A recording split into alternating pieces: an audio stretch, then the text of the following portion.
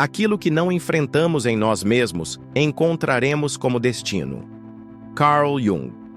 Existe um tipo de amor que não floresce, mas consome. Ele nasce no silêncio da espera, cresce na ausência de reciprocidade e se alimenta da esperança de ser escolhido. Um dia. Você já se apaixonou por alguém que nunca te quis de verdade? Não estamos falando aqui de rejeição pontual, mas de padrões, de um roteiro repetido, pessoas que despertam desejo justamente porque se mantêm inacessíveis. Por que isso acontece? Por que nos sentimos atraídos por quem não nos vê, não nos ouve, não nos escolhe? E mais ainda, por que, quando somos correspondidos, muitas vezes o encanto desaparece? A resposta não está no outro, está em nós. Ou melhor, na parte de nós que vive oculta, projetada, idealizada. Neste vídeo, vamos explorar por que o amor não correspondido dói tanto e por que ele pode estar ligado não à falta de amor, mas à ausência de si mesmo. Você vai descobrir o que a psicologia analítica tem a dizer sobre essa dinâmica e como esse tipo de paixão pode ser, na verdade, um reflexo de um conflito interno ainda não resolvido. A boa notícia? Tudo aquilo que é projetado pode ser recolhido. E o que hoje é dor pode se tornar chave. Vamos juntos. Na superfície parece simples. Nos apaixonamos por alguém e não somos correspondidos. Sofremos. Insistimos. Esperamos. Nos iludimos. Repetimos. Mas por que essa dor é tão profunda? Por que o corpo sente? Por que a mente se prende? A verdade é que o desejo não nasce do encontro, ele nasce da falta. Aquilo que é plenamente disponível nem sempre desperta o mesmo fascínio que o que é escasso, vago, inatingível. Quando alguém nos rejeita, toca num ponto sensível e antigo, a ferida da não valorização. É como se o inconsciente dissesse: se eu conseguir ser amado por quem não me quer, provarei que sou digno. Mas o desejo, nesse caso, não é pela pessoa, é por reparação. Carl Jung nos lembra: a maior parte das nossas dificuldades provém das nossas tentativas de evitar enfrentar a nossa sombra. E o que projetamos no outro, na verdade, pertence à sombra, ao conteúdo inconsciente que foi excluído, reprimido, esquecido. Nos apaixonamos por quem não nos quer, porque o inconsciente vê ali uma oportunidade de retorno àquilo que foi perdido. Mas o outro, nesse caso, é apenas um espelho.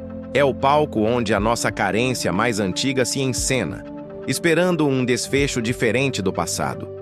É por isso que muitas vezes não conseguimos desistir. Não estamos tentando conquistar uma pessoa. Estamos tentando vencer uma dor. Quando nos apaixonamos profundamente por alguém, de forma intensa, irracional e muitas vezes destrutiva, pode haver algo maior em jogo, uma projeção arquetípica. Na psicologia analítica, Jung descreveu dois conceitos essenciais que atuam nesse campo: ânima e ânimos. A ânima é a imagem arquetípica do feminino na psique do homem. O ânimos, a imagem arquetípica do masculino na psique da mulher. Ambos não representam a pessoa real que está diante de nós, mas sim a ideia inconsciente do que é o amor ideal, o complemento perfeito, a metade perdida. Por isso, quando projetamos a ânima ou o ânimos em alguém, não enxergamos a pessoa como ela realmente é, mas como a nossa psique deseja que ela seja. Idealizamos, transformamos um ser humano comum em um mito pessoal. É por isso que muitas vezes, mesmo com todos os sinais contrários, continuamos presos à fantasia. Não estamos apaixonados pelo outro.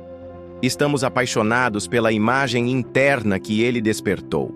Carl Jung escreveu: a ânima é a personificação de todas as tendências psicológicas femininas na psique do homem, tais como emoções, pressentimentos, receptividade ao irracional, capacidade de amar. E quando essa imagem se projeta em alguém que não está disponível, não estamos apenas lidando com rejeição. Estamos lidando com o colapso de um símbolo interno. Essa compreensão muda tudo, porque quando retiramos a projeção, começamos a ver o outro com mais clareza e a nós mesmos com mais compaixão. Por trás da paixão não correspondida, muitas vezes se esconde algo ainda mais profundo, a memória do abandono. Não necessariamente um abandono físico, mas emocional.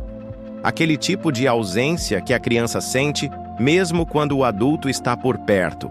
Um afeto morno, distraído, condicional. A criança que cresceu tentando ser notada, elogiada ou amada, aprende que o amor precisa ser conquistado. Ela não confia que pode ser escolhida pelo que é, apenas pelo que oferece.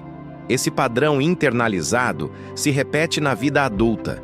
Inconscientemente, buscamos relações que recriem aquele cenário antigo, porque o inconsciente não busca conforto, ele busca familiaridade. E o que é familiar, mesmo que doloroso, parece seguro. Carl Jung nos ensina: tudo aquilo que nos acontece nos forma, mas aquilo que não nos acontece também. O afeto que não aconteceu, o abraço que não veio, o reconhecimento que nunca foi dado. Tudo isso forma uma ausência dentro de nós, e é essa ausência que tenta se completar no outro. É por isso que nos apaixonamos por quem não nos escolhe, porque lá no fundo estamos tentando reviver o abandono, para dessa vez sermos finalmente aceitos. Mas essa aceitação, quando buscada fora, se transforma em obsessão. E enquanto ela não for encontrada dentro, o ciclo continuará se repetindo. É difícil aceitar, mas o amor que mais dói costuma ser o que mais revela. Ele nos obriga a olhar para nossas idealizações, dependências e carências mais primitivas. E o que chamamos de amor, muitas vezes é apenas a projeção do que gostaríamos de ser, mas não conseguimos.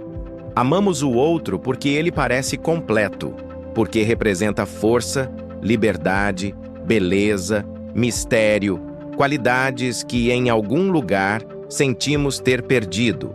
Mas esse outro, com toda sua indiferença, não está nos rejeitando de verdade. Ele está apenas nos mostrando a distância entre o que somos e o que acreditamos que precisamos ser para merecer amor. Carl Jung escreveu: conheça todas as teorias, domine todas as técnicas, mas ao tocar uma alma humana, seja apenas outra alma humana. É preciso coragem para deixar de idealizar e começar a enxergar. Coragem para entender que o amor não correspondido é, em última instância, um espelho do amor que ainda não damos a nós mesmos.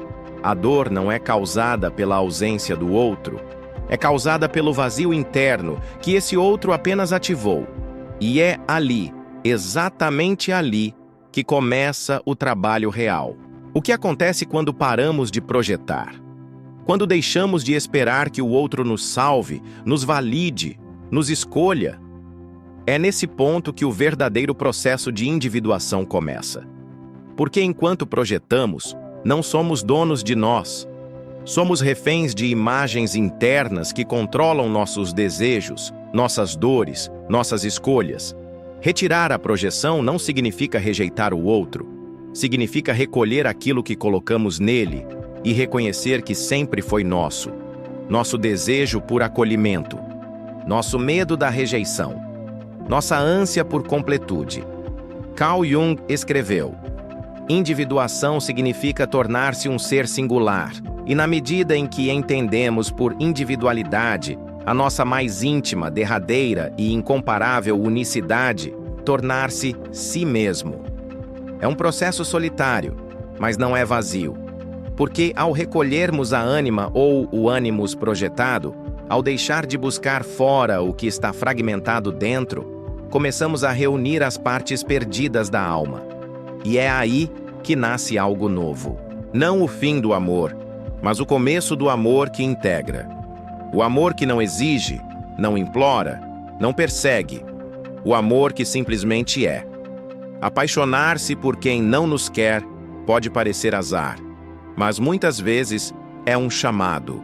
um convite do inconsciente para retornar ao que foi esquecido dentro de nós. Cada rejeição é uma chance de recolher a projeção. Cada ausência é um lembrete do que ainda não foi integrado. Você não sofre apenas porque alguém não te escolheu. Você sofre porque, em algum ponto da sua história, você também deixou de se escolher. E por isso se repete: a dor, o desejo, a espera. Mas há um ponto de virada. Ele começa quando você reconhece que o amor que procura não está no outro. Está na parte de você que foi abandonada enquanto você buscava ser aceito. Carl Jung escreveu: o encontro de duas personalidades é como o contato de duas substâncias químicas. Se houver alguma reação, ambas se transformam. Mas para que a transformação aconteça, é preciso que você esteja inteiro, não carente, não idealizando, não mendigando. O amor que transforma não fere, não prende, não humilha. Ele começa no silêncio, na honestidade de olhar para dentro, na coragem de se encontrar. Se este vídeo falou com você, talvez seja a hora de fazer esse movimento, parar de correr atrás do amor e começar a voltar para si. É lá que tudo começa, e é lá que finalmente tudo se cura.